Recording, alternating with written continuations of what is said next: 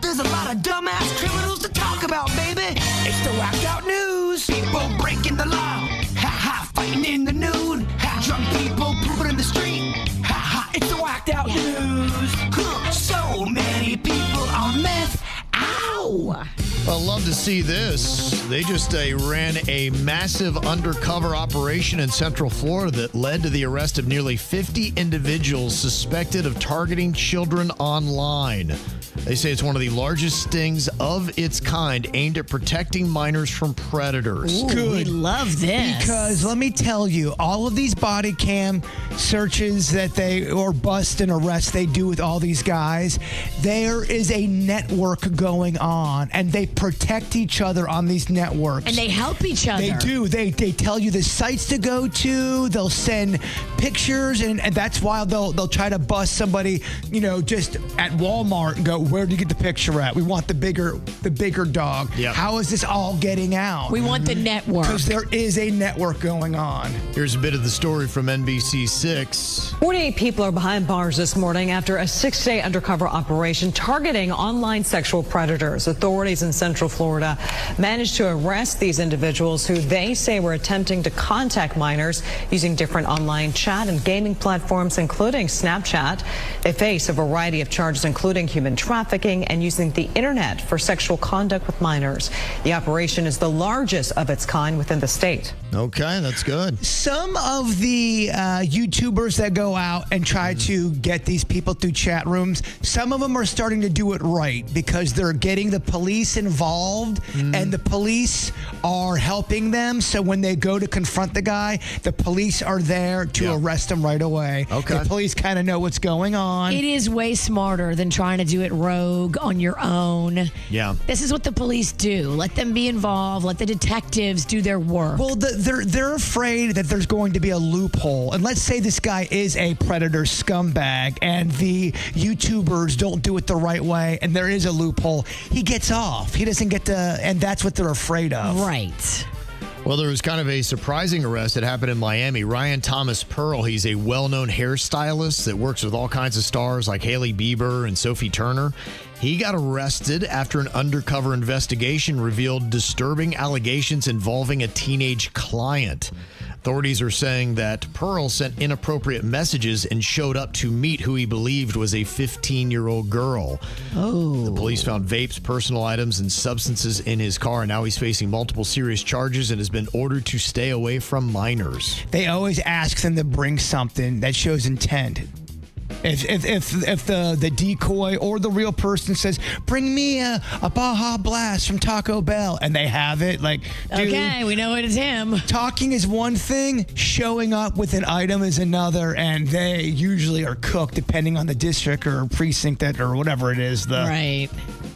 I'm glad to see that Chuck E. Cheese is back to doing what it does. It doesn't necessarily have the rat now doing credit card scams. It was just an all-out wild brawl where a kid got punched in the eye. That's what they do. That's just what they do. I'm only laughing because it's so painful and wrong. This happened in Mobile, Alabama. Several people got into an altercation. 20 people were injured in this knockdown, drag-out Chuck E. Cheese brawl. Yeah. Oh, my God. Say it out loud, though. Chuck E. Cheese in Alabama. Yeah, Chuck E. Cheese in Alabama. A man attacked a woman and the kids. And apparently the kids were getting into the action. Boom, kid caught one right in the chops. That's terrible. What happened? I don't know. I mean, why a kid is... I'll tell you what happened. Chuck E. Cheese, bro. Yeah. They do serve beer. Yeah, crazy.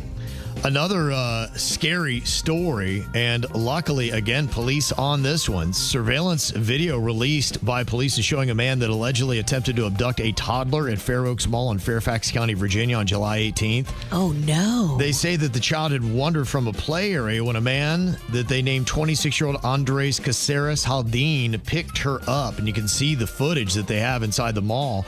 The girl's mom spotted him with her daughter, and both parents confronted him. Oh, my goodness. goodness. They grabbed the child away from him unharmed. He then fled, but then they arrested him later that day and charged him with abduction of a minor and grand larceny. And you wonder if a creepo like that went out with the intention to hunt, or did he already have that sickness in him and then he saw an opportunity and acted on it? Either way is awful and horrific. Great questions. You see the girl, she's just kind of wandering around, and it's almost like she just stumbled right into his path. That's just terrible. And Terrible. these kidnappers are getting brazen, man. They are snatching kids in front of people in the broad daylight. It's crazy. Yeah. Mm-hmm. Well, some craziness happening at the airports. A Delta Airlines flight bound for Europe made an emergency landing in Minneapolis after severe turbulence injured 25 people. They say the passengers were reportedly thrown about the cabin. Some were hitting the ceiling, and the carts were falling and taking off all over the place. They had 275 customers and a 13-member crew. You gotta leave your seatbelt on. I know it's not comfortable, and I know that maybe you're trying to lay and it's just cutting off your circulation in your belly, but leave your seatbelt on at all times, even if that seatbelt light is off, because this turbulence is coming out of nowhere. They don't see it, they can't predict it, and everybody that didn't have their seatbelt on hit the roof of the plane. Here they are talking a bit about the turbulence. If you didn't have your seatbelt on, everyone that didn't they hit the ceiling and then they fell to the ground. And the carts also hit the ceiling and fell to the ground, and people were injured, and it happened several times. So it was really scary. Wow. I mean, cool. that huge beverage cart, the one that they push down the aisle, that thing's going up and coming down on people. That's horrific. Plane gave everybody CTE.